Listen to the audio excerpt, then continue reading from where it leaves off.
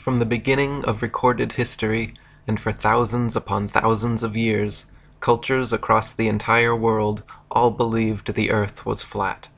Their various cosmologies and cosmogonies differed in slight ways, but their overall geographies and astronomies were incredibly consistent and in fact virtually identical. The Earth was a stationary plane, void of any motion or curvature, flat across its entire expanse, except of course for hills, mountains, and valleys. The North Pole was the magnetic monopole center point of the flat Earth, with Polaris, the North Pole star, situated directly above. Polaris was the only motionless star in the heavens, with all the other constellations revolving perfect circles over the Earth every night. The stars were divided into two categories, known as the fixed stars and the wandering stars. The fixed stars were so called because they were observed then, as we can observe today, to stay fixed in their constellation patterns, night after night, year after year, century after century, never changing their relative positions. The wandering stars, what are today referred to as planets, were so called because they were observed then, as we can observe today, to wander the heavens, taking their own unique spirograph-like patterns, making both forward and retrograde motions over and around the Earth during their cycles. The sun and moon were both of equal size, and they too revolved over and around the motionless Earth, as immortalized in the Chinese yin-yang symbol. The sun and moon were much closer to Earth than supposed nowadays, and each shined with their own unique opposite lights, the sun's being warm, golden, drying, preservative, and antiseptic, and the moon's light being cold, silver, damp, putrefying, and septic. The sun and moon, as though connected to a magnetic maypole, made alternating spiral journeys over and around the Earth every year. The sun began its journey at the Tropic of Capricorn at the winter solstice, where it made its fastest and largest circle over the Earth. For the next 3 months, every day the sun slightly narrowed its path and slowed its speed until by the spring equinox the sun had spiraled its way from the Tropic of Capricorn to the equator. Then for the next 3 months, again every day, the sun continued to slightly narrow its path and slow its speed until the summer solstice, when the sun made its smallest, slowest circle around the Tropic of Cancer. Once the sun reached this innermost circle, like the ribbons and dancers around the maypole, the sun would then begin its opposing, widening, quickening journey back to the Tropic of Capricorn. For the next 3 months, every day the sun slightly widened its path and hastened its speed until the autumnal equinox, the sun had spiraled its way from the Tropic of Cancer back to the equator. Then for the next 3 months again, every day the sun continued to slightly widen its path and hasten its speed until the winter solstice, when the sun made its largest, fastest circle around the Tropic of Capricorn, and the annual journey began again.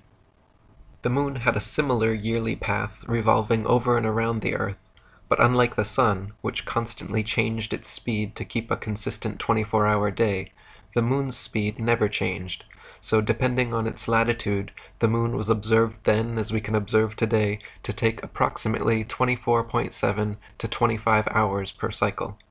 This is why at different times and places during each month we can see the moon in the morning, afternoon, or night. This is also the origin of old fairy tales such as The Hare and the Hedgehog, or The Tortoise and the Hare. The hare, like the sun, begins the annual race full of energy, excitement, and ego, declaring himself the definite winner, and gets off to an immediate head start. Meanwhile, equally confident in his seemingly lesser abilities, the humble, slow, and steady tortoise moon begins as well, allowing the hare to lead. As the race carries on, the cocky hare tires and slows down, or takes a nap, at which point the tortoise overtakes him. This is analogous to the moon reaching the Tropic of Cancer before the sun each year and beginning its return journey. When the hare reaches this halfway point of the race, he realizes his lackluster attitude has resulted in being overtaken by the slower tortoise, and begins to speed up again. Then, for the remainder of the race, the sun picks up speed day by day, gaining on the moon, but ultimately losing as the slow and steady tortoise reaches the finish line before the hare and wins. So for ancient man, Earth and Polaris were the two immovable center points of the universe, around which the sun, moon, and other stars all revolved in a dome-like shape. Some cultures believed in a literal, physical, solid dome or firmament to which the fixed stars were bound. Other cultures mythologized the axis mundi as the world tree with Polaris at the center and all the other constellations forming the branches. In these flat Earth depictions, the North Pole occupied the center point, and south was all straight lines extending outwards from there. East and west were not straight lines, as is assumed nowadays, but were in fact circles, just like all lines of latitude and the paths of the celestial bodies. The southern circumference of Earth was surrounded by a gigantic wall of ice 150 to 200 feet above sea level, holding the interconnected oceans in like a World Cup. Beyond the ice wall, some cultures claimed a firm barrier existed through which no human could penetrate. Other cultures believed there were entire worlds and other civilizations existing beyond the Antarctic ice.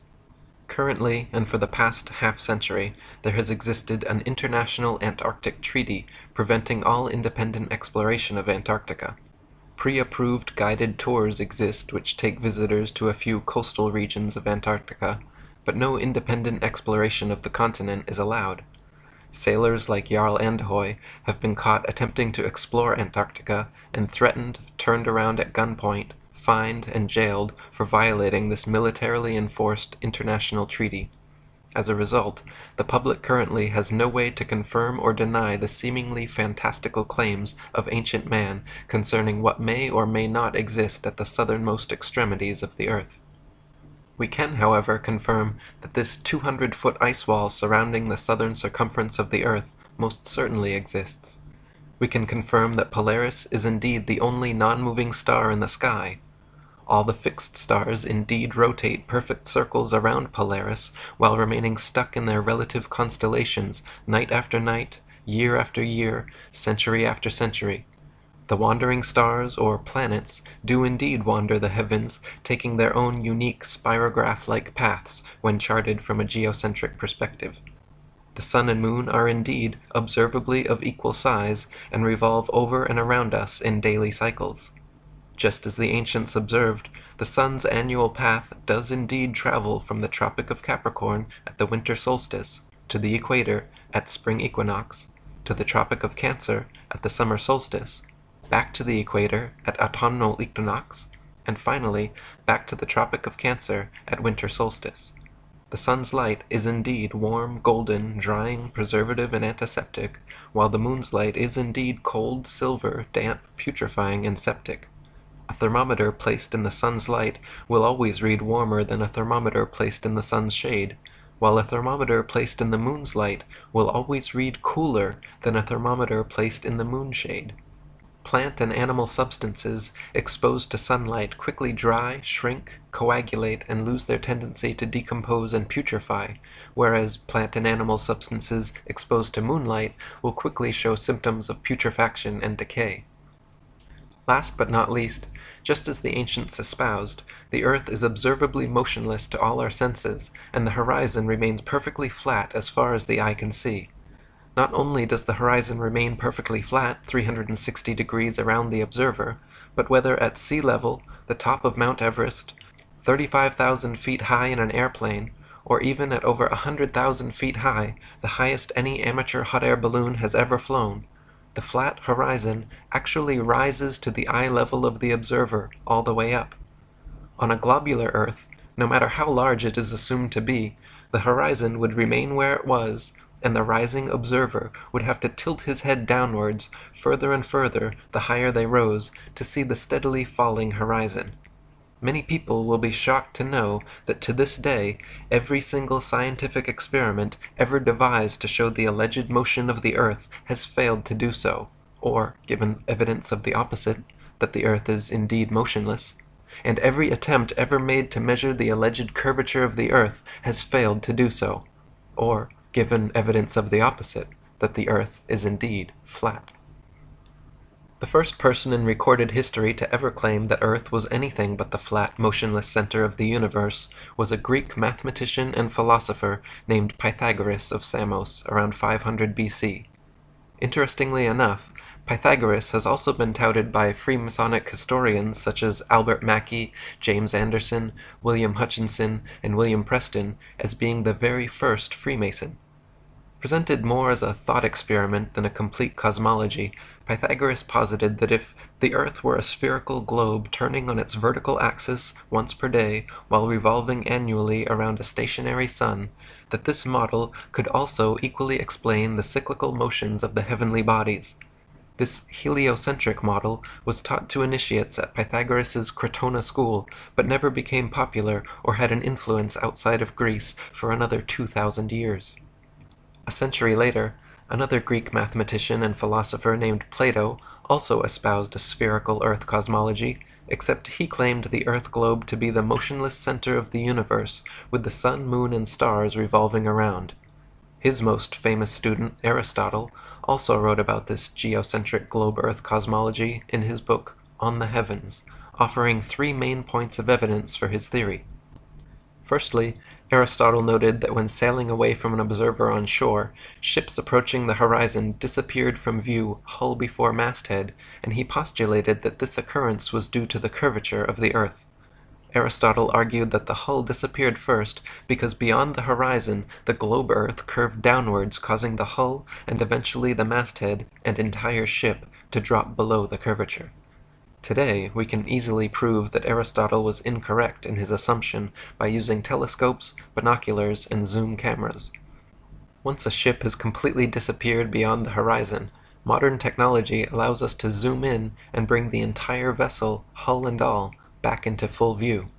This proves that ships do not disappear hull first due to the alleged curvature of the Earth, and that the horizon line is in fact merely the vanishing point of perspective from a given observer's point of view, and not, as Aristotle supposed, the beginning of the Earth's curvature. The horizon is subjective, and varies in distance depending on the weather, the observer's height, and the strength of his eyesight or instruments. As noted previously, the horizon actually rises to the eye of the observer no matter how high he climbs, which also proves that the horizon line is not some objective point of curvature on a convex Earth, but rather the subjective vanishing point of perspective from a given observer's point of view. Aristotle's second point of evidence offered for his spherical Earth theory was the Earth's round shadow cast on the moon during lunar eclipses. To this day, heliocentrists still offer this argument as proof of a spherical Earth, claiming that during lunar eclipses, the Sun, Earth, and Moon align in a perfect 180-degree syzygy like 3 billiard balls, causing the Sun to cast the Earth's shadow onto the Moon. This clever but faulty assumption is rendered completely invalid, however, due to the fact that lunar eclipses have happened and continue to happen regularly when both the Sun and Moon are still visible together above the horizon. As early as the time of Pliny the Elder, there are records of eclipses happening while both the Sun and Moon were visible in the sky, and continue to be recorded by the Royal Astronomical Society today. Obviously, if the Sun and Moon are both observable simultaneously during an eclipse, then they are not aligned in a 180-degree syzygy, and it is therefore impossible that the Sun could be casting Earth's shadow on the Moon, and some other explanation must be sought. Another explanation, in fact, already existed in many cultures around the world, who posited that a third celestial body known as Rahu, or the Black Sun, also existed, equal in size to the Sun and Moon. This translucent dark body passed affront the Sun and Moon during solar and lunar eclipses, causing their lights to dim. Aristotle's final point of evidence offered for his spherical Earth theory was the appearance of Polaris and other stars to gradually decline overhead as an observer travels southwards. He argued that the gradual declination and eventual disappearance beyond the horizon of certain stars and constellations as one traveled southwards was evidence that the observer was traveling over a convex curved surface. Similar to the ships disappearing over the horizon argument, Aristotle posited that the horizon line was the literal curvature of his spherical Earth, and the stars which declined and disappeared beyond it became invisible because a mass of curved Earth existed between them and the observer. In actual fact, however, the gradual declination of objects in the sky towards the horizon is merely a product of the law of perspective on plane surfaces. As any art student of point perspective knows, the human eye views the world in a pyramidal shape, so that when looking down a long hallway, the floor appears to rise, the ceiling appears to sink, and the walls appear to narrow into a point at the center of the observer's view. Of course, the dimensions of the hallway remain constant for its entire length. The floor does not actually rise, the ceiling does not actually sink, nor do the walls actually close in. But to the human eye, everything is perceived this way. Similarly, when the sun, moon, airplanes, or clouds appear to sink towards the horizon as they move away from us, they are not actually losing altitude and slowly approaching sea level. They are in fact maintaining the same altitude, except they are moving away from you, and so the law of perspective makes them appear to sink. A century after Aristotle, around 250 BC, yet another Greek mathematician and philosopher named Eratosthenes made his claim to fame with a new alleged proof of the spherical earth.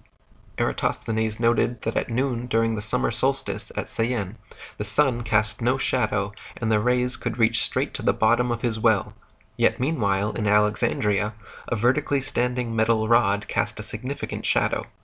By factoring the length of the shadow with his assumed distance to the sun, Eratosthenes recorded a measurement of Earth's circumference close to what heliocentrist astronomers still use today. The fact of the matter is, however, that Eratosthenes' calculations were made assuming the sun to be millions of miles away, so that its rays would fall perfectly parallel even in points as divergent as Syene and Alexandria. This faulty premise led to his faulty conclusion, which was eventually exposed upon the invention of the nautical sextant. Using sextants and plane trigonometry, by measuring the sun's angle at 2 points on Earth simultaneously and factoring their distance from each other, the Pythagorean theorem reveals both the height and dimensions of the sun. Using this method, the sun and moon have repeatedly been calculated to be approximately 32 miles in diameter, 3,000 miles from the surface of the Earth. High-altitude balloon footage has also filmed lighting hotspots on clouds, proving the sun to be local and acting as a spotlight, and not a burning ball of gas millions of miles away, as supposed by heliocentrists. After Eratosthenes, the globe Earth theory completely disappeared from philosophical thought and recorded history for almost 2 millennia. Geocentric flat Earth cosmologies continued to reign supreme, with even Eratosthenes himself, touted as the father of geography, depicting the Earth as flat in his famous 194 BC map of the world. Crates of Malice invented the first model globe Earth around this time as well, but it failed to have any effect on the world at large. Fast forward to 1522 AD, Portuguese explorer Ferdinand Magellan became the first person in known history to successfully sail around the world. This circumnavigation of Earth soon became and continues to be touted today as absolute proof of the spherical Earth theory. If Magellan was able to sail east to west around the entire world and return to his original starting point, surely the Earth cannot be flat and must be a globe, right? Wrong. Just as a compass can place its center point on a flat piece of paper, trace a circle either way around, and return to its original starting point, so can a ship or plane circumnavigate a flat Earth. The only kind of circumnavigation which could not happen on a flat Earth is north-southbound, which, to this day, has still never been done. Both the North Pole and Antarctica are military-enforced no-fly and no-sail zones due to restrictions originating from none other than the United Nations, the same United Nations that haughtily uses a flat Earth map in their official logo and flag. In 1543, just days before his death, Freemason and Jesuit Nicholas Copernicus published his book On the Revolutions of the Celestial Spheres, which revived the old heliocentric cosmology of Pythagoras and began the so-called Copernican revolution away from a flat geocentric model and towards a global heliocentric model. Since his book claimed Earth to be a tilting, wobbling, spinning sphere revolving at breakneck speeds around a stationary sun, it was initially met with due incredulity. Copernicus always countered this by claiming his theories were merely hypotheses and shouldn't be considered truth. In his book he even wrote, quote, "The Pythagorean teaching was founded upon hypothesis, and it is not necessary that the hypothesis should be true, or even probable. The hypothesis of the movement of the Earth is only one which is useful to explain phenomena, but it should not be considered as an absolute truth. Contemporaries of Copernicus, such as Danish astronomer Tycho Brahe, famously argued against his heliocentric model, positing that if the Earth revolved in an orbit around the Sun, the change in relative position of the stars after 6 months of orbital motion could not fail to be seen. Brahe wrote that the stars should seem to separate as we approach and come together as we recede. In actual fact, however, after millions of miles of supposed orbit around the Sun, not a single inch of parallax could be detected in the stars. As even Wikipedia notes, quote, "The lack of any observable parallax was considered a fatal flaw in any non-geocentric theory." Copernicus's answer to this obvious problem was simple. He moved the stars so ridiculously far away from the Earth that even after millions of miles of supposed orbit around the Sun, no appreciable parallax could be detected.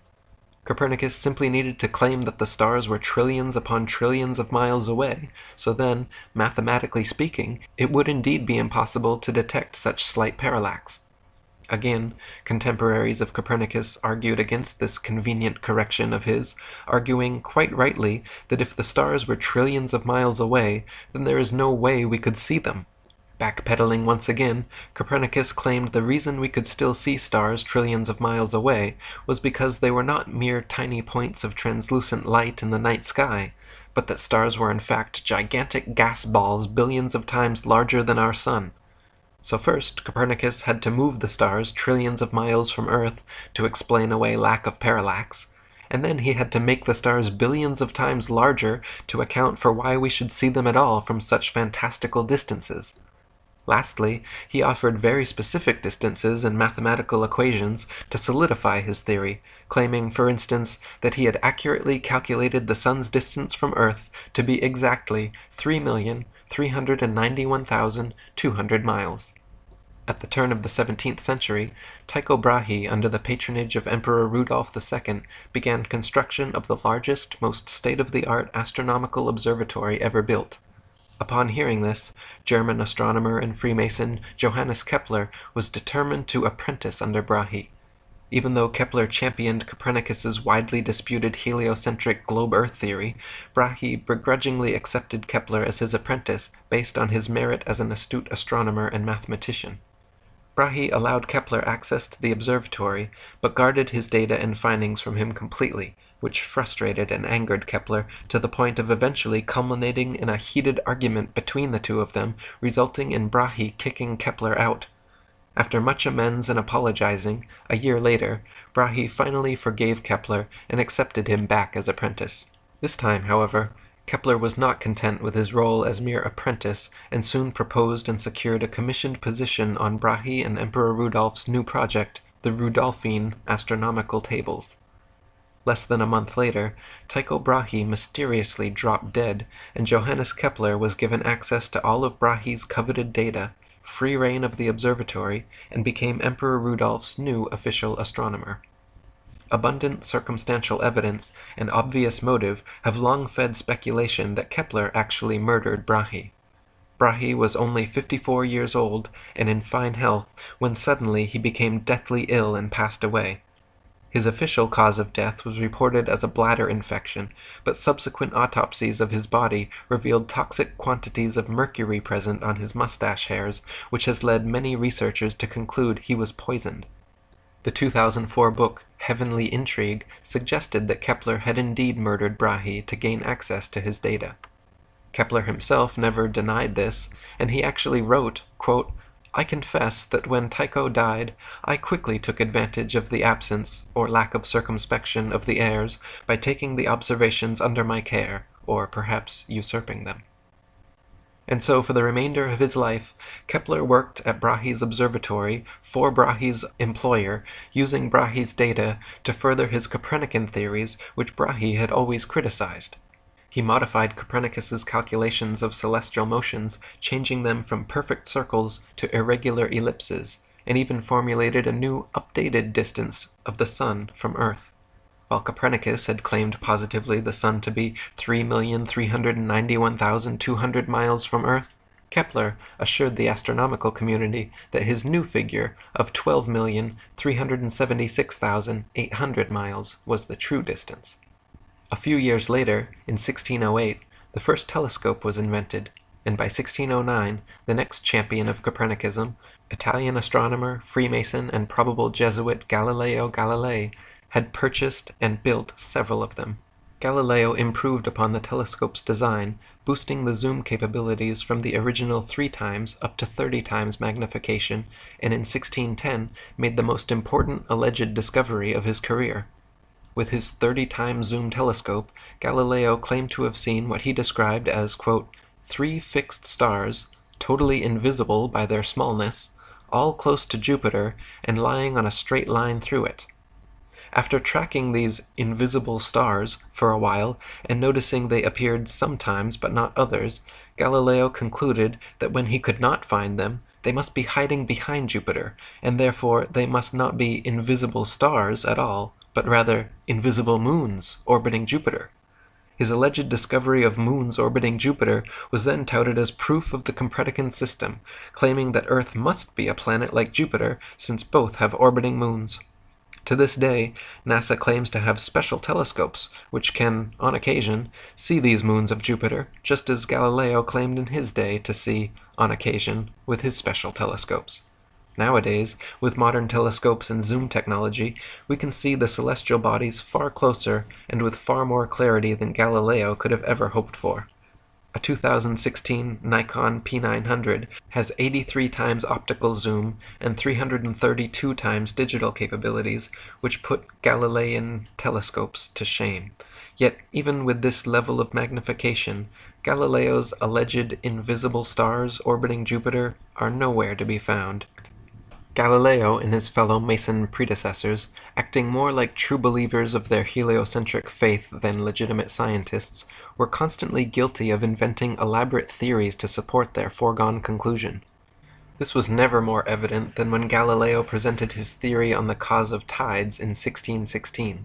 Cardinal Bellarmine had written Galileo the year before, stating that, quote, the Copernican system could not be defended without a true physical demonstration that the sun does not circle the earth, but the earth circles the sun. Taking this to heart, Galileo hoped to show that the earth's tides were caused by the sloshing back and forth of water as a point on earth's surface sped up and slowed down due to earth's alleged rotation on axis and revolution around the sun. He argued that these hypothetical motions of his globular earth were the cause of tides, and therefore the tides themselves were proof of Earth's motion. Unfortunately for Galileo, his ideas were not accepted and easily proven wrong by his contemporaries, who rightly pointed out that if his theory were correct, there would only be one high tide per day. Not only this, but if tides were caused by Earth's alleged motion, all lakes, ponds, and other inland bodies of water should be similarly affected, yet they are not. The next champion of heliocentricism was English mathematician and astronomer, knighted Freemason and Royal Society President Sir Isaac Newton. In 1687, Newton published his famous Principia Mathematica, which presented his idea of gravity to the world. The globe Earth theory had long faced criticism for being impractical due to the natural physics of spinning spherical objects, namely that anything placed on their surface should immediately fall or fly off. How could people, buildings, and the great oceans remain perfectly stuck to a ball Earth spinning faster than the speed of sound? The globe Earth theory needed a force that could keep everything in place somehow, a force strong enough to keep the oceans stuck to the Earth, but weak enough not to sink a sailboat, a force strong enough to drag the entire atmosphere along with Earth's breakneck speed, but weak enough to allow birds and bugs to travel freely and unabated in all directions. A force so strong it could make rain fall upwards and plants grow upside down, but yet so weak that it could not be detected by any contemporary methods. Newton's postulate of, quote, an invisible force able to act over vast distances led to him being heavily criticized for, quote, introducing occult agencies into the field of science. Previous to Newton's theory of universal gravitation, the natural laws of density and buoyancy already perfectly and adequately explained the world around us. For example, the reason a balloon filled with helium rises into the sky while a balloon filled with air drops to the ground is not because Newton's mystical pulling force has an aversion to helium, but rather simply because helium is lighter and less dense than the nitrogen, oxygen, and other elements which compose the air around it, so it floats up. And conversely, a balloon filled with your carbon dioxide exhalation is heavier and denser than the air around it, so it falls down to the ground. If you blow a dandelion seed out of your hands, a substance just barely heavier than the air, it will float away and slowly but eventually fall to the ground. If you drop an anvil from your hands, something much heavier than the air, it will quickly and directly fall straight to the ground. This is not because gravity prefers anvils to dandelion seeds, but rather because it is the natural physics of buoyancy for objects less dense than the medium surrounding them to rise, while objects denser than the medium surrounding them to sink. This is the reason raindrops fall down through the air and air bubbles rise up through the water, because of their relative densities. It has nothing whatsoever to do with the mystical pulling force of spinning balls from Newton's imagination. Newton's theory allegedly began when, upon seeing an apple fall from a tree at Woolsthorpe, as though no one in the history of humanity up to that point had ever seen a falling object and wondered why it fell, he had a veritable scientific epiphany. The apple fell not because it was heavier and denser than the air around it, but rather because a force at the center of the spinning ball earth pulled it to the ground. Newton quickly got to work formulating his theory of universal gravitation, which he used to explain not only falling objects, but also orbiting celestial bodies. Newton claimed that the sun, moon, earth, planets, and stars, gravity, caused them to all orbit around the most massive nearby bodies. So not only was gravity fickle and selective about which objects it caused to fall and which it allowed to rise, gravity was also able to perform different functions on different scales. At the human scale, gravity allegedly caused people, buildings, and oceans to stick to the Earth, while at the planetary scale, gravity allegedly caused moons to orbit around planets, and planets to orbit around stars. Unfortunately, Newton never addressed this, but the question remains, how and why would gravity cause both planets to orbit the sun and people to stick to the Earth? Gravity should either cause people to float around in suspended circular orbits around the Earth, or it should cause the Earth, Moon, and planets to all be pulled and crash into the Sun. The two effects are very different, yet the same cause is attributed to both. Furthermore, this magnetic-like attraction of massive objects gravity is purported to have can be found nowhere in the natural world. There is no example in nature of a massive sphere or any other shaped object which, by virtue of its mass alone, causes smaller objects to stick to or orbit around it. There is nothing on Earth massive enough that it can be shown to cause even a dust bunny to stick to or orbit around it. Try spinning a wet tennis ball or any other spherical object with smaller things placed on its surface, and you will find that everything falls or flies off, and nothing sticks to or orbits around it. To claim the existence of a physical law without a single practical evidential example is hearsay, not science. By now, however, you are likely beginning to see that these Freemasonic heliocentric priests are less interested in science and truth than they are in propagating contrived evidences for their foregone conclusions. In like manner, as Copernicus had claimed positively the sun to be 3,391,200 miles away, and Kepler had calculated it to be positively 12,376,800 miles away, Newton was quoted as remarking, "It matters not whether we reckon it 28 or 54 million miles distant, for either would do just as well."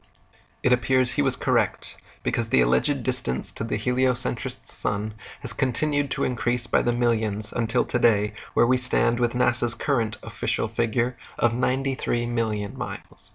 In 1773, Captain Cook became the first modern explorer known to have breached the Antarctic Circle and reached the ice barrier. This expedition offered an exciting chance to find proof of either the flat or globe Earth models, because Captain Cook intended to sail completely around Antarctica looking for inlets through the ice wall.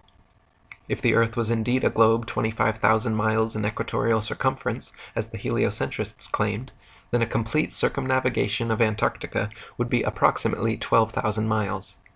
And if the Earth was flat, with Antarctica surrounding the entire circumference, a complete circumnavigation of Antarctica would have to take over 50,000 miles.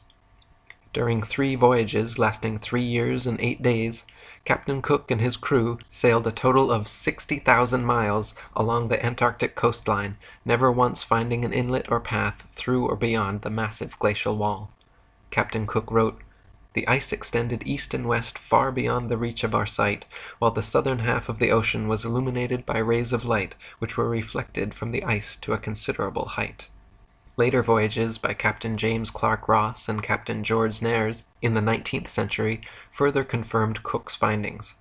Ross's expedition spent 4 years and 5 months in heavily armored warships, failing to find an entry point beyond the southern glacial wall, and Nares spent over 3 years circumnavigating Antarctica, taking an admittedly indirect course, but clocking in nearly 69,000 miles total.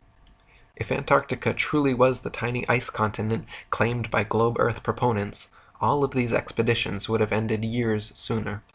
In addition to this, many Antarctic explorers, including Captain James Clark Ross and Lieutenant Charles Wilkes, using globe Earth projection maps, wrote in their journals perplexed at how they routinely found themselves out of accordance with their charts, stating that they found themselves an average of 12 to 16 miles outside their reckoning every day, later on further south increasing to as much as 29 miles per day. These huge discrepancies experienced by explorers the further south traveled are usually attributed to increasingly strong storms, winds, and currents, but if that were the case, they should have just as often found themselves ahead of their reckoning, which they never did. In 1783, the hot air balloon was invented, and for the first time in recorded history, people were able to float miles above the Earth's surface and see for themselves once and for all whether or not the Earth was flat or a globe. To many people's astonishment, as high as they rose, the horizon remained perfectly flat 360 degrees around them and rose to the level of their eyes all the way up. J. Glaisher wrote in his Travels in the Air that, quote, "On looking over the top of the car, the horizon appeared to be on level with the eye, and taking a grand view of the whole visible area beneath, I was struck with its great regularity. All was dwarfed to one plane. It seemed too flat." M. Victor Emmanuel, another hot air balloonist, wrote that, quote, "Instead of the Earth declining from the view on either side, and the higher part being under the car as is popularly supposed, it was the exact opposite. The lowest part like a huge basin being immediately under the car, and the horizon on all sides rising to the level of the eye. As stated previously, this is only possible on a flat plane." It would be an entire century after Newton published his theories on gravitation before any scientific experiment was devised to attempt to prove its existence. In 1797, Henry Cavendish, the British scientist, Freemason, and wealthy grandson of the Duke of Devonshire, created an experiment which he claimed successfully proved the existence of gravity, measured its constant, and provided accurate figures for the exact masses of the Earth, Sun, Moon, and planets. How did Cavendish achieve this quantum leap for heliocentric pseudoscience? He fixed 2 large lead balls on opposite ends of a torsion balance and hung them from the roof of his shed. By watching and recording slight motions of the contraption via telescope through his shed window so his mass would not affect the reading, Cavendish claimed to have proven gravity. 2 small lead balls were hung near the large ones, and any motion observed towards one another was touted as being the influence of gravity. Now, the Cavendish experiment has been widely criticized by the scientific community because never in over 2 centuries since its creation has anyone been able to replicate it. Firstly, the balls simply do not always attract one another as they must for the so-called gravitational constant to be constant at all. Sometimes the torsion balance turns towards the balls and sometimes away, as it is impossible not to give some slight tremulous motion when interacting with it. Henry even complained in his notes how often as he was performing the measurement, the contraption was still in oscillation. Secondly, since his calculated force of gravity was 10 to the 39th power weaker than the force of electromagnetism, from which all material objects are composed, there is no control for the experiment which can factor out and positively differentiate the alleged gravitational force from the known stronger electromagnetic force. In other words, the balls could simply be attracting each other through static electricity, a known force existing in all things, billions of times stronger than gravity, and impossible to control for the experiment. Even though no one could replicate Cavendish's findings, the experiment went down in history as a great success and is still taught as veritable proof of universal gravitation in science textbooks today. Half a century later, in 1851, a French scientist named Leon Foucault performed a similar experiment to Cavendish, but this time hanging a single ball from the ceiling, swinging it, and claiming all lateral motion observed to be proof that the Earth was turning beneath the pendulum.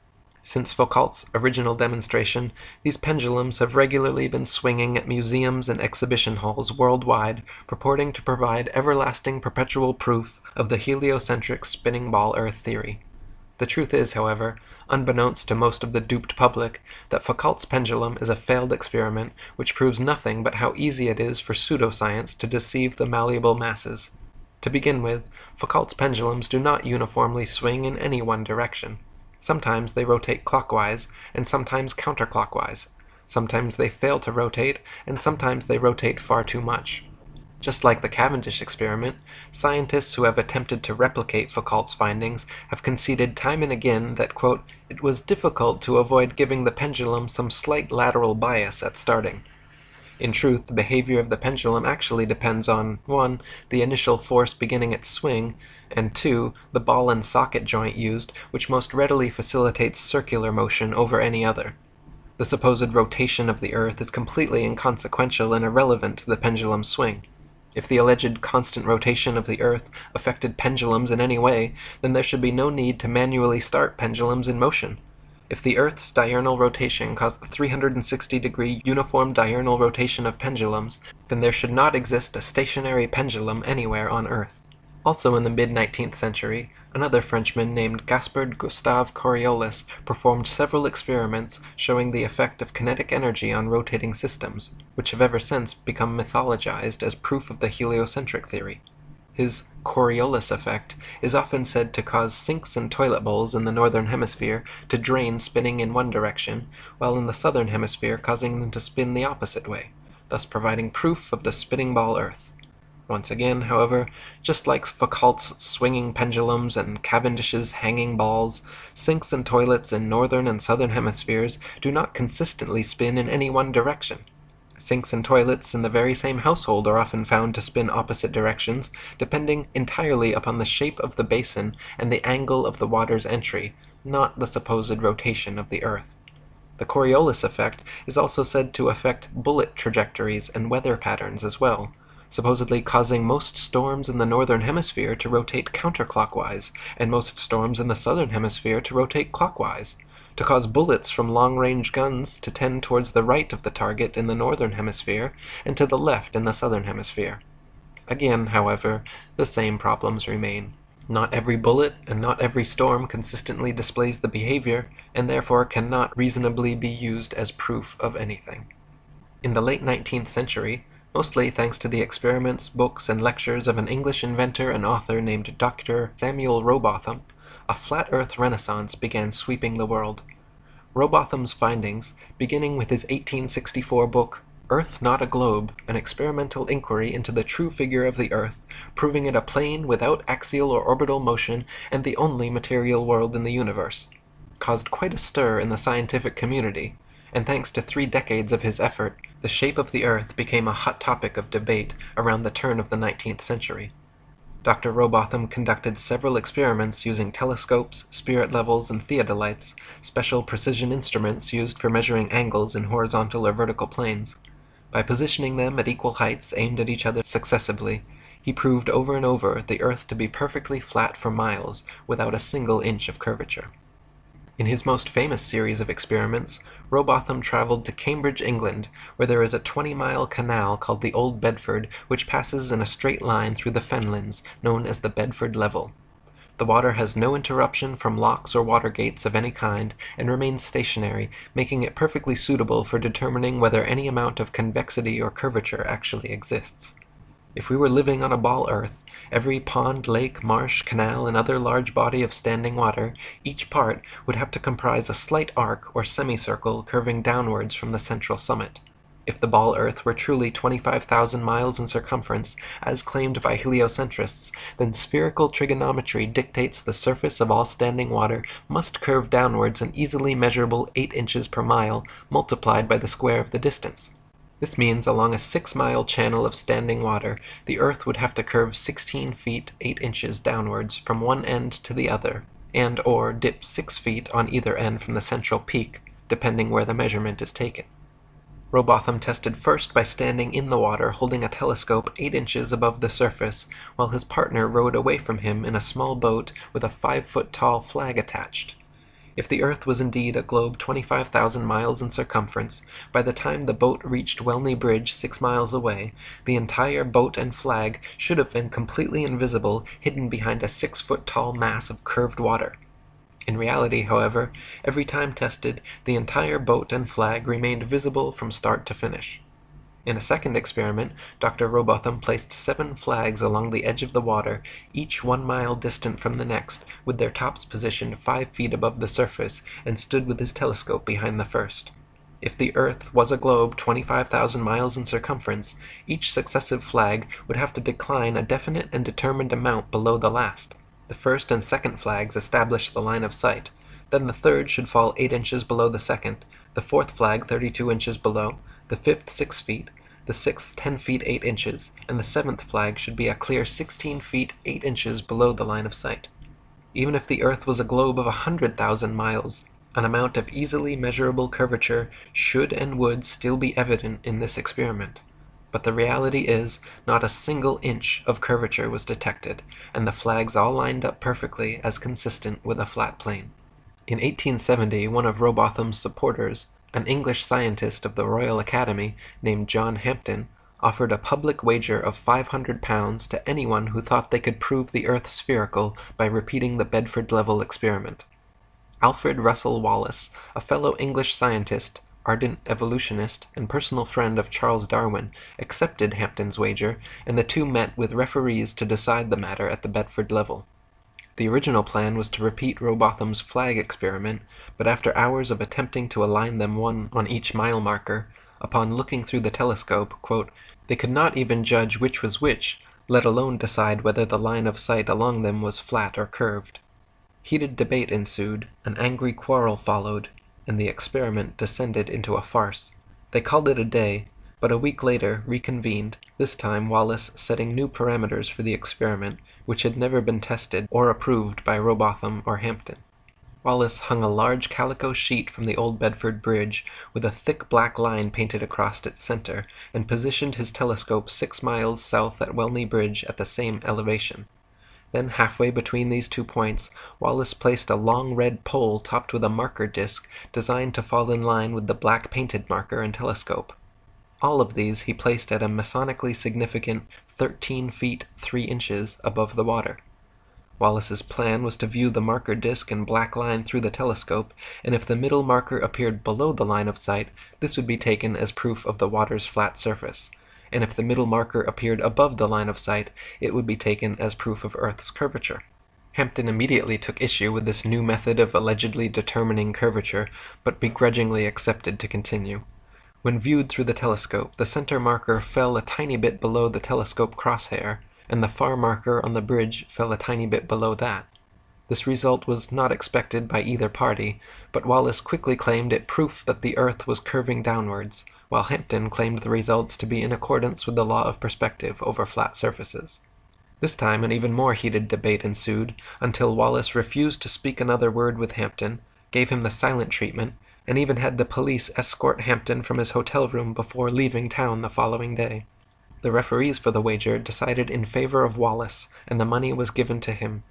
In response, Hampden immediately published a 16-page pamphlet denouncing Wallace as a liar and cheat, called "Is Water Level or Convex After All?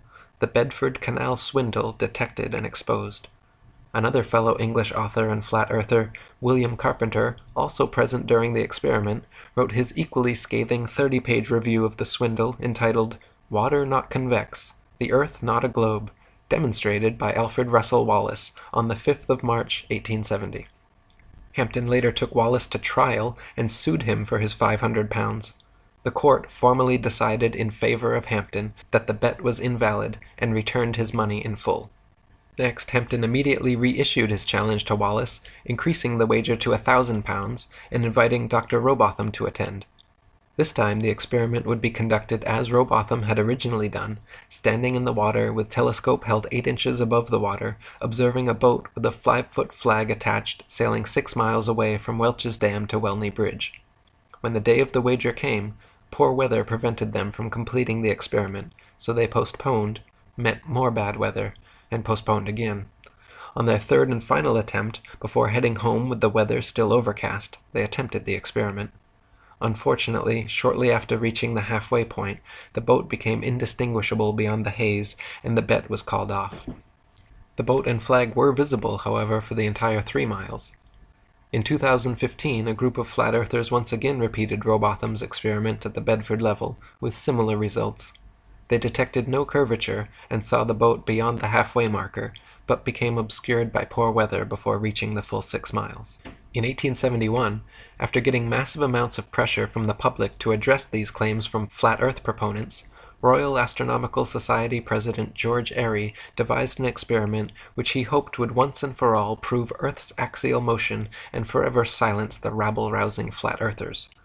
By first filling a telescope with water to slow down the speed of light inside, then calculating the tilt necessary to get the starlight directly down the tube, Airy planned to measure the speed of the telescope, and thereby the speed of the Earth, by extrapolating the amount of tilt needed to keep the starlight coming in straight. The experiment, however, would go down in history and forever be known as Airy's failure, because every time he repeated it, Airy found the starlight was already coming in the correct angle with no change necessary, proving that the stars move relative to a stationary Earth and not the other way around. Airy had meant to prove the heliocentric theory, but instead devised an everlasting proof of the geocentric model. In 1887, American physicists Albert Michelson and Edward Morley performed an experiment to determine Earth's speed through space, or what was then called the ether. By passing light through 2 pathways, one in the direction of Earth's alleged motion and the other at right angles to it, the light traveling with the Earth should have taken longer to return than light traveling at right angles to it. To the surprise of Michelson, Morley, and the scientific establishment, however, no difference whatsoever was detected, even after repeating the experiment several times in different places. To attempt to patch up this glaring problem, the heliocentric establishment created the Fitzgerald-Lorentz contraction, which actually had the gall to claim that the light pathway going the same direction as the Earth became physically shorter during the experiment so that the time to return became equal to the other pathway. The implications of Michelson and Morley's experiment were so detrimental to the spinning globe Earth myth that they were forced to concoct this ludicrous backpedaling explanation, which even Arthur Miller denounced, calling it a physics of desperation. After Samuel Rowbotham's death, Lady Elizabeth Blunt, an English author, flat earther, vocal vegetarian, and anti-vivisectionist, founded the Universal Zetetic Society, which attracted thousands of members and published a journal called The Earth Not a Globe Review for several decades. Many other prominent flat earthers of the time also continued doing their best to spread the word. John Hampton continued publishing his own work and reprinted all of Samuel Rowbotham's material. In 1885, William Carpenter published his famous 100 Proofs Earth is Not a Globe. In 1892, Alexander Gleason released his New Standard Map of the World as It Is, which remains to this day one of the most accurate flat Earth maps ever created. He had hopes it would completely replace globes and Mercator maps the world over, but unfortunately his map's influence was short-lived. The next year, in 1893, Gleason published his flat Earth tome entitled Is the Bible from Heaven? Is the Earth a Globe? Does Modern Science and the Bible Agree? Which gave many flat Earth proofs and also explained his wonderful map. In 1899, the South African flat Earth author Thomas Winship published his excellent work, Zetetic Cosmogony, evidence that the world is not a rotating revolving globe, but a stationary plane circle. 1903 marked the beginning of airplane travel, which, had it been invented in Copernicus's era, would have destroyed his spinning ball Earth fantasy long before takeoff. When hot air balloons were first invented, people were told the reason they cannot simply float in the air and wait for the spinning ball Earth to bring their destinations to them was because gravity somehow stuck the entire atmosphere and everything in it in place, dragging it along at 1,000 miles per hour so uniformly that we can't see it, feel it, hear it, or measure it in any way. Once airplane technology evolved so that we could fly at comparable speeds to the Earth's supposed rotation, however, it became immediately apparent that the Earth and its atmosphere could not be constantly rotating 1,000 miles per hour west to east. Simply put, if the Earth were constantly spinning eastward 1,000 miles per hour, then airplane flight durations going eastwards versus westwards would be significantly different. If the average commercial airliner travels 500 miles per hour, it follows that westbound equatorial flights should reach their destination at approximately 3 times the speed as their eastbound return flights. In reality, however, the differences in east and westbound flight durations usually amount to a matter of minutes, and nothing near what would occur on a 1,000-mile-per-hour spinning ball Earth. For example, flights eastward with the alleged spin of the ball Earth from Tokyo to LA take an average of 10.5 hours. Therefore, the return flights westwards against the alleged spin should take an average of 5.25 hours, but in actual fact, take an average of 11.5 hours. Also of note, if Earth were a globe, there are several flights in the southern hemisphere which would have the quickest, straightest path over the Antarctic continent, such as Santiago, Chile to Sydney, Australia. Instead of taking the shortest, quickest route in a straight line over Antarctica, all such flights detour all manner of directions away from Antarctica instead, claiming the temperature's too cold for airplane travel. Considering the fact that there are plenty of flights to, from, and over Antarctica, and NASA claims to have technology keeping them in conditions far colder and far hotter than any experienced on Earth, such an excuse is clearly just an excuse, and these flights aren't made because they are impossible. If the Earth was a ball and Antarctica was too cold to fly over, the only logical way to fly from Sydney to Santiago would be a straight shot over the Pacific, staying in the southern hemisphere the entire way. Refueling could be done in New Zealand or other southern hemisphere destinations along the way if absolutely necessary. In actual fact, however, Santiago to Sydney flights go into the northern hemisphere, making stopovers at LAX and other North American airports before continuing back down to the southern hemisphere. Such ridiculously wayward detours make no sense on the globe, but make perfect sense and form nearly straight lines when shown on a flat Earth map. On a ball Earth, Johannesburg, South Africa to Perth, Australia should be a straight shot over the Indian Ocean, with convenient refueling possibilities on Mauritius or Madagascar. In actual practice, however, most Johannesburg to Perth flights curiously stop over either in Dubai, Hong Kong, or Malaysia, all of which make no sense on the ball, but are completely understandable when mapped on a flat Earth. A casual study of other South Hemisphere flight paths and stopover points will prove to even the most staunch skeptic the clear illegitimacy of globe map projections. Building on Michelson and Morley's experiment, in 1913, French physicist Georges Sagnac again proved the existence of the ether and the stillness of Earth by using a beam splitter to send light in opposite directions around a path, recombining them, then observing their interference fringes, first while stationary, and then while rotating the entire experiment table 2 revolutions per second. The changes in interference patterns between the moving and non-moving trials proved that the light, and therefore the Earth, was stationary. In 1914, William Westfield wrote his geocentric classic, Does the Earth Rotate? No! And when Gerard Hickson's masterpiece, Kings Dethroned, A History of the Evolution of Astronomy from the Time of the Roman Empire up to the Present Day, was published in 1922, the heliocentric theory of the universe was on its last legs. In 1925, the Michelson-Gale experiment again vouched for a stationary Earth, and it was clear to the establishment that they needed something big to bring public opinion back their way. In 1916, a Jewish physicist named Albert Einstein had published his General Theory of Relativity, a brilliant revision of heliocentrism which, in one philosophical swoop, abolished the ether from scientific study, replacing it with a form of relativism which allowed for heliocentrism and geocentrism to hold equal merit. If there was no absolute etheric medium within which all things exist, then hypothetically one could postulate complete relativism with regard to the movement of 2 objects, such as the Earth and Sun. In one philosophical leap, with no scientific evidence to support it, Einstein and the heliocentric establishment were thus able to sweep Airy's failure, Michelson, Morley, Sagnac, and Gale all conveniently under the carpet and pretend they didn't exist, simply by claiming that all motion in the universe was relative. By the late 1920s, Einstein and his theories had been pushed so vehemently, the heliocentric theory began making a comeback, and Einstein was being touted as a genius and one of the greatest minds in history. Far from it, even he himself admitted when asked, "What is it like to be the smartest man alive?" responded by saying, "I don't know, you'll have to ask Nikola Tesla," a true genius who in no way supported Einstein's relativity or the heliocentric theory. Einstein was even caught lying when he originally claimed to have never even heard of the Michelson-Morley experiment, but later admitted that he had indeed created special relativity with the intent of abolishing the ether and nullifying the Michelson-Morley result.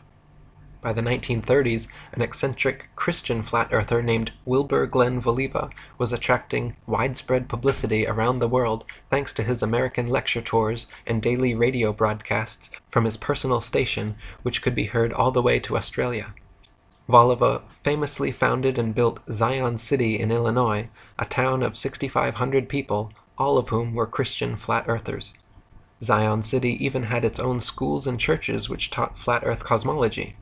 In the spirit of Robotham and Hampton, throughout his life, Voliva offered an open-ended wager of $5,000 to anyone who thought they could disprove the flat Earth. Until his death in 1942, there were no takers.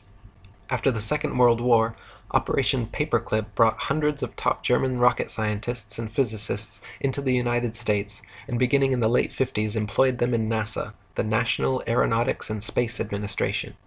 Meanwhile, the Russian space program was also forming, and a so-called space race between America and Russia ensued. The geostationary communications satellite was first imagined in a 1945 proposal by Freemason science fiction writer Arthur C. Clarke, and supposedly became science fact just over a decade later. In 1957, Russia allegedly launched the first satellite named Sputnik into low Earth orbit, followed in 1958 by America's Explorer 1. Nowadays, there are supposedly upwards of 20,000 such satellites constantly orbiting the Earth. They are allegedly floating around in the thermosphere, where temperatures are claimed to be upwards of 4,530 degrees Fahrenheit. The metals used in satellites, however, such as aluminum, gold, and titanium, have melting points of 1,221, 1,948, and 3,034 degrees respectively, all far lower than they could possibly handle.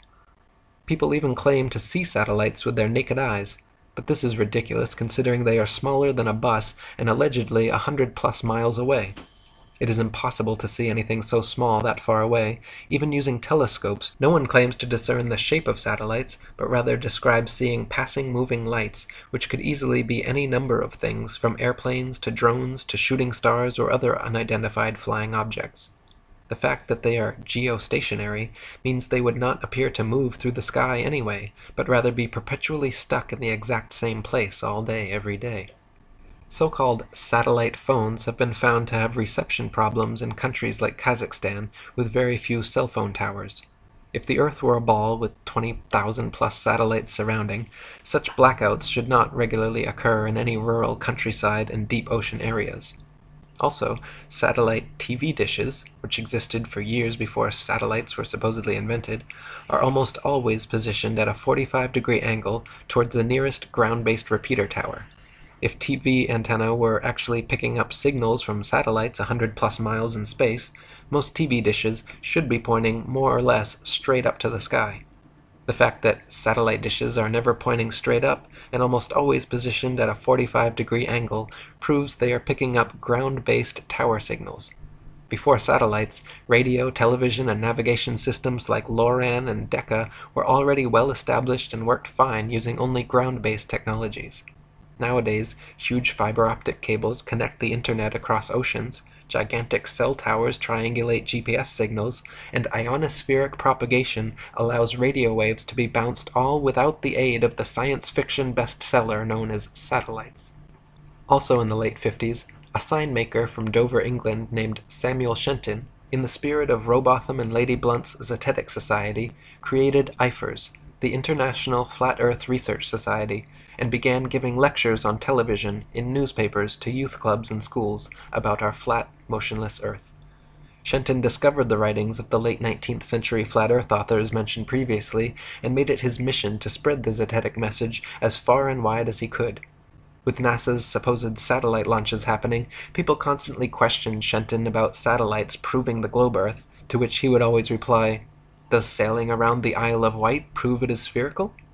When NASA claimed to have put the first man in space, Shenton said from the beginning that it was all photo and video trickery. When John Glenn supposedly orbited the world in 1963, Shenton even sent him a free IFERS membership, with a personal message saying, "Okay, wise guy."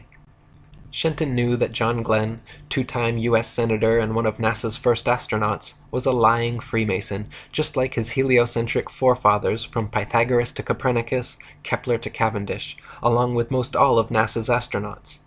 Buzz Aldrin Jr. is an admitted ring-wearing, hand-sign-flashing 33rd-degree Mason from Montclair Lodge No. 144 in New Jersey. Edgar Mitchell is an Order of Demolay Mason at Aresta Lodge No. 29 in New Mexico. James Irwin was a Tejon Lodge No. 104 member in Colorado Springs. Don Eisel was a member of the Luther B. Turner Lodge No. 732 in Ohio. Gordon Cooper was a Master Mason in Carbondale Lodge No. 82 in Colorado. Virgil Grissom was a Master Mason from Mitchell Lodge No. 228 in Indiana. Walter Schira Jr. was a 33rd-degree Mason at Canaveral Lodge No. 339 in Florida. Thomas Stafford is a Mason at Western Star Lodge No. 138 in Oklahoma. Paul Weitz is from Lawrence Lodge No. 708 in Pennsylvania. C. Fred Kleineknecht, the head of NASA during the Apollo program, shortly thereafter became Sovereign Grand Commander of the Council of the 33rd Degree of the ancient and accepted Scottish Rite of Freemasonry of the Southern Jurisdiction. NASA astronauts Neil Armstrong, Alan Shepard, William Pogue, Vance Brand, and Anthony England all had fathers who were Freemasons as well. The amount of astronauts known to be Freemasons or from Freemasonic families is astonishing. It is likely that more astronauts and people of key importance in NASA are affiliated with the Brotherhood as well, but not so open about their membership. For there to be this many Masons, members of the world's largest and oldest secret society, involved with the promotion and propagation of this globalist heliocentric doctrine from its outset to modern times, should raise some serious suspicion. Before the first Apollo missions ever even cleared the launch pad, 11 NASA astronauts died in highly suspicious accidents. Gus Grissom, Roger Chaffee, and Ed White were all cremated together in an Apollo capsule fire during a completely unnecessary and dangerous test where they were strapped down and locked into a 100% oxygen chamber which incinerated the three of them to death in seconds. 7 other astronauts, Ted Freeman, Charles Bassett, Elliot See., Russell Rogers, Clifton Williams, Michael Adams, and Robert Lawrence, died in 6 separate airplane crashes, and Ed Gibbons in a car crash. 8 of these deaths were in 1967 alone. So many astronauts coincidentally dying under such circumstances is highly unlikely, and lends credence to the idea that these were intentional hits by the Masons trying to find the right people to sell their hoax. One of the most outspoken of the fallen astronauts was Gus Grissom. By 1967, Grissom had become increasingly irritated and vocally negative about NASA's chances of ever landing a man on the moon. He stated the odds were pretty slim, and famously hung a lemon on the Apollo capsule after it repeatedly failed safety testing procedures. Grissom threatened to go public with his complaints about the LEM, and even told his wife Betty, quote, "If there ever is a serious accident in the space program, it's likely to be me." Right after his murder, government agents raided Grissom's house before anyone had been informed about the fire or his death. They removed all his personal papers and his diary, never to be returned. From 1969 to 1972, the Freemasons at NASA claimed to have landed 6 of their Apollo missions on the moon. With this ingenious deception, a bit of rocket technology, a bunch of lying Freemasons, and photographs taken through a round window, with this one psyop, NASA managed to convince nearly everyone on Earth that they live on a spinning ball. However, in the documentary A Funny Thing Happened on the Way to the Moon, you can watch official leaked NASA footage showing Apollo 11 astronauts Buzz Aldrin, Neil Armstrong, and Michael Collins for almost an hour using transparencies and camera tricks to fake shots of a round Earth. They communicate over audio with Control in Houston about how to accurately stage the shot, and someone keeps prompting them on how to effectively manipulate the camera to achieve the desired effect.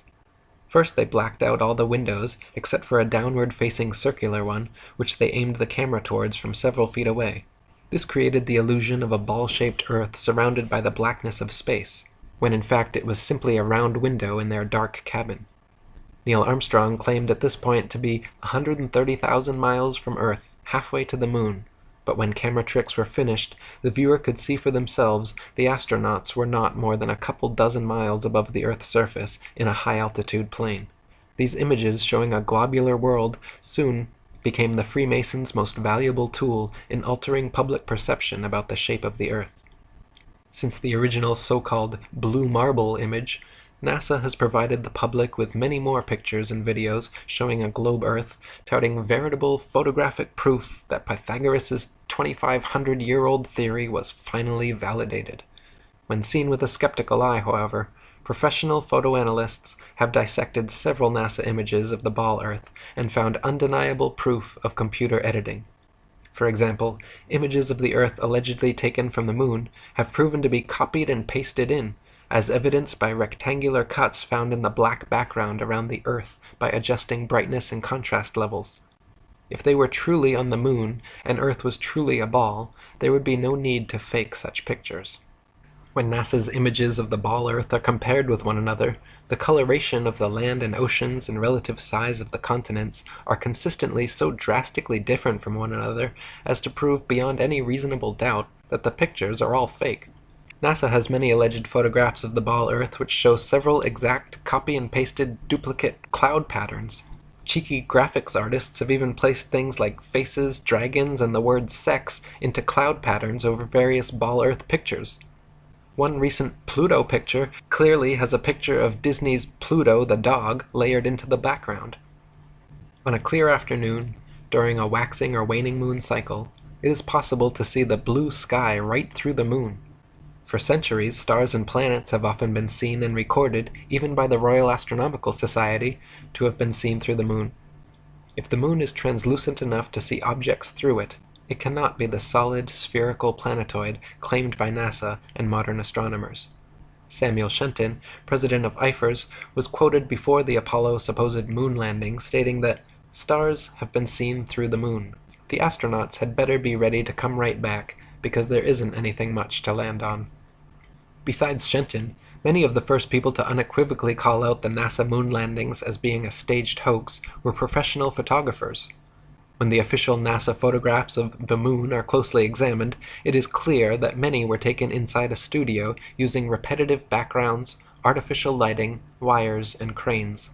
Award-winning British photographer David Percy, photo analyst and historian Jack White, photographer and Nexus magazine publisher Marcus Allen, and many others all put their professional reputations on the line to expose NASA's so-called photographic evidence.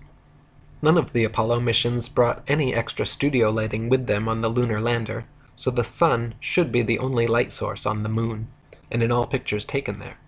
In that case, the light should only come from one direction, and all shadows should be cast in the opposite direction. However, in dozens of official NASA photos, there are shadows being cast in up to 3 directions simultaneously, often at up to 90-degree angles, which can only be the result of multiple light sources not present on the moon. Several pictures even show overhead spotlights reflecting in astronauts' helmets and multiple lens flares originating from 2 or more light sources. Analyzing several images from the 6 missions shows repeated background features, the exact same hills, dunes, and craters, being used over and over again in supposedly different places on the moon, as well as visible foreground and backdrop lines indicative of a studio set. In images from Apollo 11, Buzz Aldrin can be seen wearing different color gloves and different length boots in pictures that were supposedly taken within minutes of each other. If Buzz was really in the vacuum of space in a pressurized spacesuit, he certainly would not have had the time or reason to depressurize and repressurize his suit just to make such fashion adjustments. Some pictures show the lunar rover with no tracks anywhere around it. Others show rover tracks all over the foreground while it is yet to be unpacked and unloaded. A couple pictures even show what appear to be sneakers and a lady's heel tracks on the moon, in addition to the astronauts' boot prints. Another glaring mistake is that none of NASA's images or videos show stars in the background as they should, just complete blackness, likely because exact star maps as they should appear from the moon would be nearly impossible to fake. The testimony of different astronauts on different missions, in their autobiographies and interviews, just muddies the water even more, some of them bragging about the, quote, astonishingly brilliant light of the stars, and others saying they, quote, don't remember seeing a single star while on the moon. Such inconsistencies, and the fact that none of NASA's moon pictures feature stars or planets in their appropriate positions, should raise a red flag that these astronauts were not on the moon. Many pictures of the sun on the moon are clearly spotlights and not the sun. Some images show studio lighting lens flares or studio lighting reflecting off a black background. One image clearly shows a shadow on the ceiling of space as the lunar lander lifts off.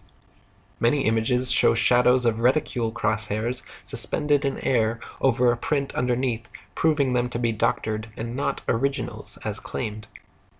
Images of the lunar lander supposedly on the moon shows a pathetic 1969 attempt at creating high-tech futuristic-looking equipment using what appears to be construction paper, gold foil, scotch tape, and metal shower rods.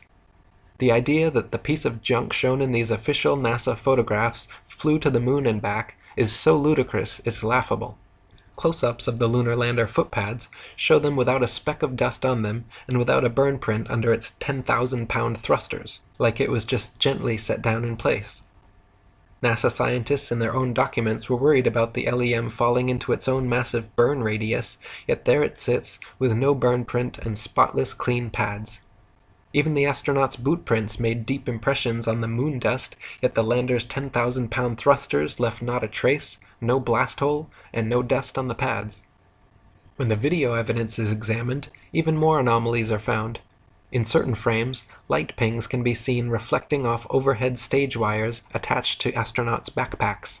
In one Apollo 16 clip, an astronaut falls to his knees and is quickly jerked back up to his feet by what can only be an unseen wire hoisting him straight upwards. One of the more obvious video anomalies is how several Apollo missions show American flags flapping around in the non-existent space wind. The moon is supposed to have no atmosphere, and so the flags should remain perfectly still, but can often be seen moving quite boisterously.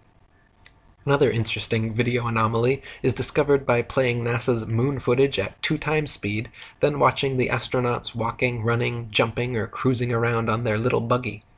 Without the speed adjustment, there is a low-gravity illusion, as the astronauts seem to float, drift, and glide slowly and smoothly along. But once they are seen at 2x speed, it becomes clear that they are in, quote, normal gravity, walking, running, jumping, and cruising at normal speeds. They simply reduced the play speed by 50% in post-production, and voila, instant moon motion. Not only is the Apollo video record fraught with fraud, but NASA claims the original Apollo 11 videos have conveniently disappeared from their records so no one can analyze them for authenticity. You heard correctly. They spent over $30 billion of American taxpayer money traveling to the moon and then lost the video evidence.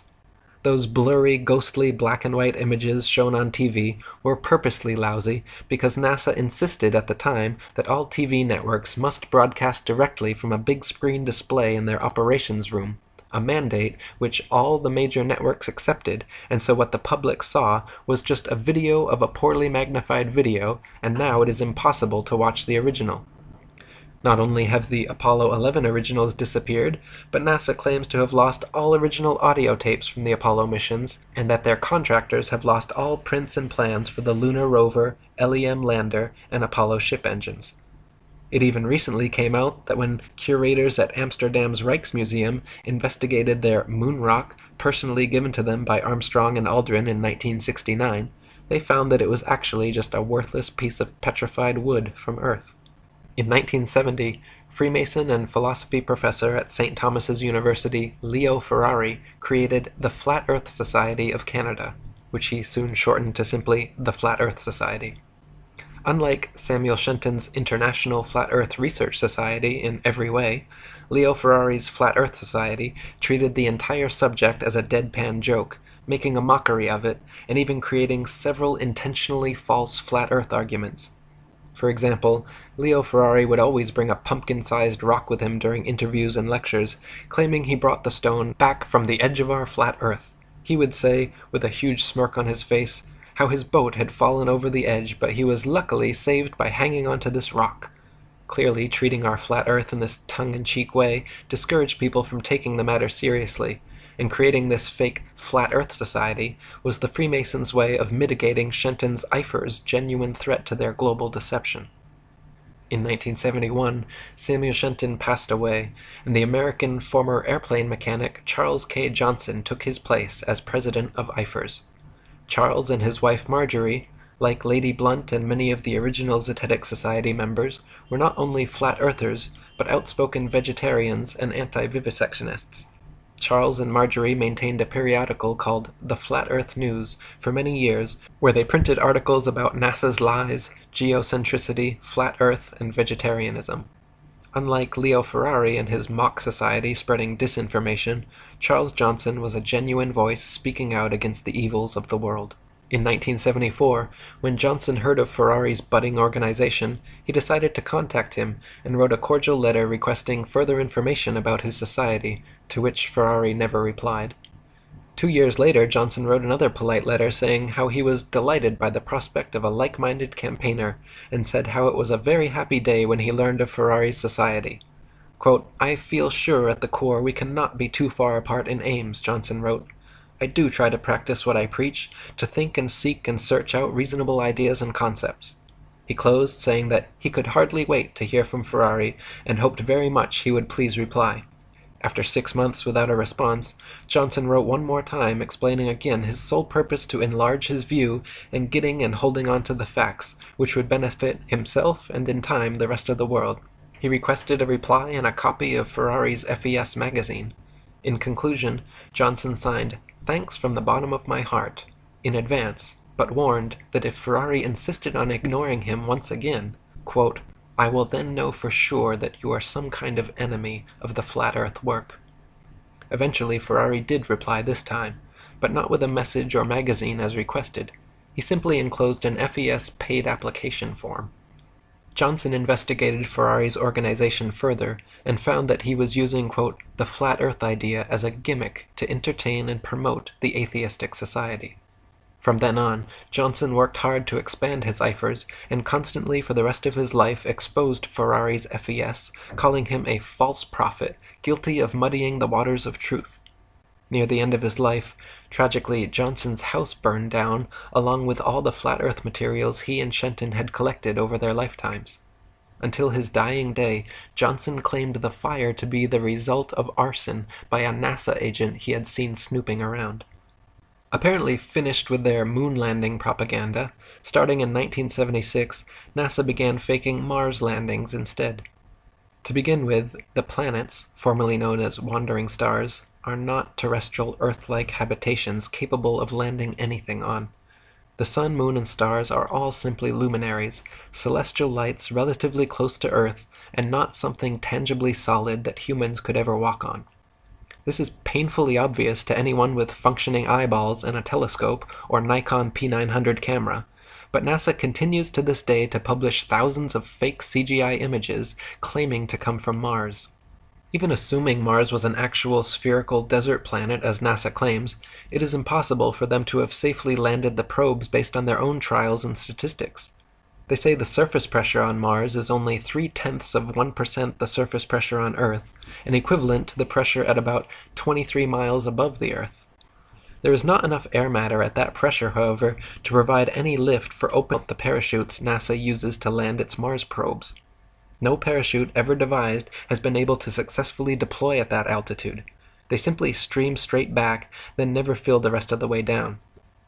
Joe Kittinger's record highest, fastest, and longest parachute dive from the Earth's upper atmosphere had him free-falling from only 19 miles high for 15 minutes at 767 miles per hour, and his drogue chute proved useless and offered no deceleration. Yet NASA would have us believe, for example, that Phoenix's parachute managed to somehow slow it down from 12,738 miles per hour to 123 miles per hour in just 2.86 minutes before its final landing. In other words, NASA is claiming to do something on Mars, millions of miles away, by remote control, something that we have no evidence is even possible on Earth at significantly lower altitude and 16 times slower speed. To this day, NASA continues to fake Mars landings, and more government space agencies around the world, including Russia, China, Japan, France, India, and others, are following the same Freemasonic model of fleecing their populations of taxpayer money to fund programs that provide the public nothing but propaganda. NASA and other space agencies' rocket launches never even go straight up.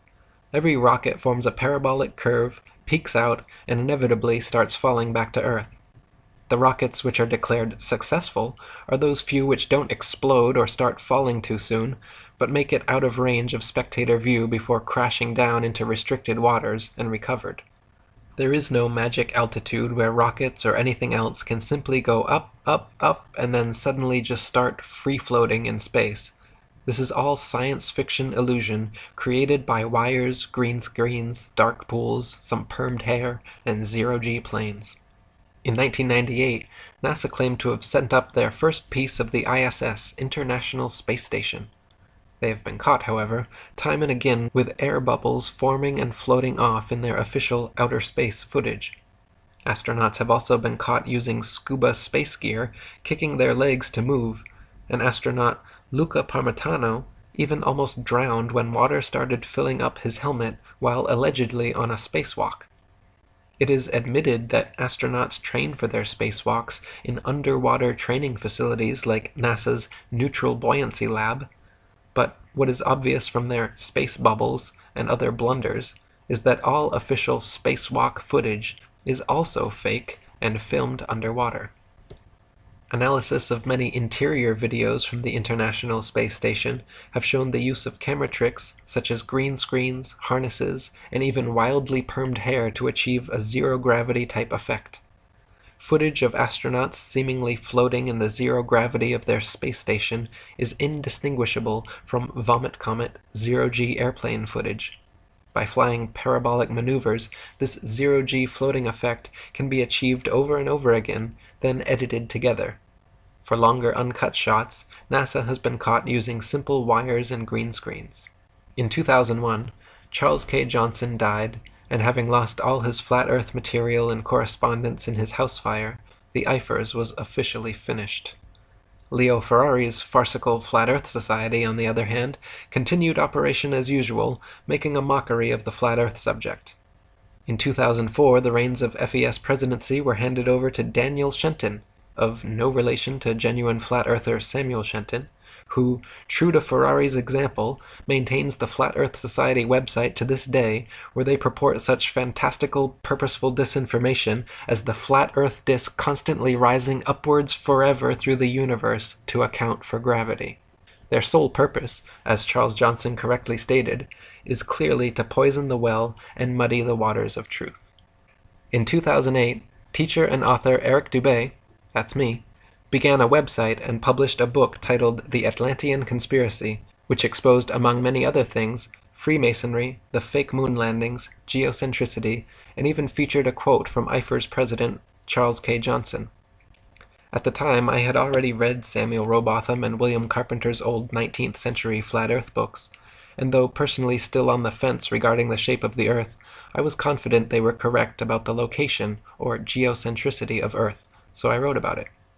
In 2009, after watching Alex Jones interview and praise several NASA astronauts on his show, I wrote an article and sent a message to him and his producers about the moon landing hoax, and included a link to Samuel Rowbotham's Flat Earth book for them to read. Alex even mentioned this on air the next day, and called me a flat earther who thinks he's covering up some Atlantean conspiracy, the title of my book and website. The Earth being flat, that's clearly ridiculous, though I've actually been contacted by some flat earthers saying I'm covering up the fact that it's some Atlantean conspiracy. For the next several years, I continued writing books and articles about various conspiracies and worked on building a huge social media presence. by making multiple accounts, adding as many friends and followers as possible, joining and posting to as many groups and pages as possible. Over the course of a few years, I began building up very large followings on Facebook, Google+, LinkedIn, Twitter, StumbleUpon, Pinterest, Sue, and many other sites. To give you an example of their efficacy, you can see here my main Google Plus account with over 135 million views and my secondary one with over 87 million. In mid-2011, a professional artist, comedian, and Hollywood actor named Math Powerland, claiming to also be an ex-NASA whistleblower, created the NASA channel on YouTube. He made a few decent videos exposing NASA image fakery, but his channel certainly did not contain many flat earth proofs or evidence, and there are more videos of him ranting about Axe deodorant, hookers on Tinder, his championship sexual prowess, and other irrelevant topics than there are actually exposing the flat earth. For example, see his recent video entitled The History of the Flat Earth, the same name and comparable length as the video you are watching now, but contains almost no content relating to history or the flat earth, just him venting his various political frustrations. In short, anyone visiting his channel would not become a flat earther, and would more likely be turned off from the subject due to his manic ranting style and lack of factual content. In November of 2014, after years of researching and writing, I released my book The Flat Earth Conspiracy, the first pro-flat earth book written in nearly 50 years. I simultaneously released a flat earth conspiracy documentary on YouTube, began giving radio interviews, and published several influential articles on the subject. Within a very short space of time, the flat earth keyword saw a 600% rise in activity, and Google search results jumped from a few thousand to over 21 million.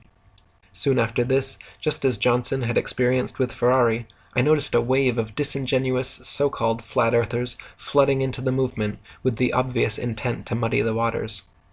For example, when I began writing my book, The Flat Earth Conspiracy, I came across Paul Michael Bales on Facebook, a recent flat earth convert who had been collecting a library of old original flat earth books and letters. Hoping to find some good reference material, I messaged him asking for recommended titles, and he told me a few choice books to read. The full extent of our interaction consisted of a short Facebook conversation, yet curiously, after my book was published and the flat earth movement started growing, Paul began stating publicly that he was the Morpheus to my Neo, and that he taught me everything I know about the flat earth. He even made the ludicrous claim that my book was plagiarized from old Facebook posts of his. Matt Boylan, aka Math Powerland, also jumped in and had the gall to say that, quote, my entire book was plagiarized from his information, which is equally laughable, considering he and his information are only mentioned in 2 paragraphs of my 252-page book. Needless to say, both of their claims are baseless and go to show how desperate they are to receive credit where it is not due. You can also see from this Google Analytics chart that the flat earth keyword had not made any significant change in 2011 since the launch of Matt's YouTube channel, nor in late 2012, early 2013, when Paul claims to have gotten his start. The moment when the flat earth tides shifted and the exponential growth of the movement began was clearly around and after November 2014, the exact month when I exploded all of my flat earth research onto the internet. In November 2014, I published the first pro-flat earth book written in 50 years, The Flat Earth Conspiracy.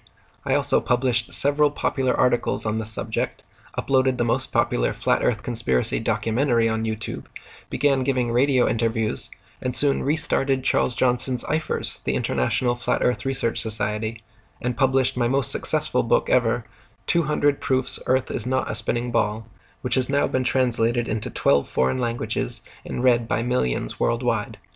These simultaneous actions, my intentional exploding of credible flat earth information onto the internet all at once, which I had been preparing for the entire year before, are undoubtedly the catalyst behind the exponential growth curve seen beginning here. Later on, around March 2015, recent flat earth convert Mark Sargent came out of nowhere, began uploading new flat earth videos every day, uploading new interviews several times per week, got offered his own radio show, started being heralded by many as the king of flat earth, and credited with starting the modern flat earth revival. At first I was glad to have him on board, until the cracks began to show and the clear disinformation campaign began. Mark claimed the moon and stars were holographic projections, maintained by alleged dome builders, who keep us inside a Truman Show enclosed structure, among much other nonsense. He even lied about me in several interviews, including one where he claimed that I promoted the idea of a constantly rising flat Earth to account for gravity, when in fact I constantly expose this false concept as being disinformation. Mark was, and continues to be, the Leo Ferrari to my Charles Johnson. In fact, Mark has even bragged several times about being a card-carrying member of Ferrari's farcical organization. By New Year's Eve 2016, our new IFERS had gained over 3,000 members and was receiving 50,000 hits monthly when it was suddenly and without warning or explanation deleted from the internet. As the administrators and myself quickly worked on salvaging our material and creating a new site, the obvious parallels to Johnson losing everything in his NASA agent-initiated house fire were noteworthy. Around the same time, 2 disingenuous Flat Earth channels issued 2 fraudulent copyright strikes against me, which I managed to overturn by filing legal counterclaims against them. YouTube itself began a program of regularly unsubscribing old subscribers of mine and lowering view counts of popular videos. Shortly after that, Facebook also decided to jump on the Eric Dubay censorship bandwagon by deleting my account, all my pages, and giving my Atlantean conspiracy group directly over to a team of Freemason shills who still administrate it to this day, filling the group with nothing but death threats to me, pictures of Masonic goats, and ridiculous belittling memes. After re-registering for new accounts and accumulating my friends lists again, Facebook has now deleted 2 more profiles, and I am currently on my 4th, still trying my best to spread the word. In 2016, the movement continued to grow, with many more genuine flat earthers taking up the reins and exposing the truth online, as well as many more disingenuous shills continuing to poison the well with misinformation. The new IFERS began thriving with more monthly visitors than ever before. Many new Flat Earth YouTube channels began creating and mirroring excellent content. Now, at the turn of 2017, I am truly pleased with the rapid growth of this wonderful Flat Earth movement, and I encourage everyone to please help speak out, share this video, and spread the good word, as we look forward to a future where humanity is finally free from this grandest of all deceptions.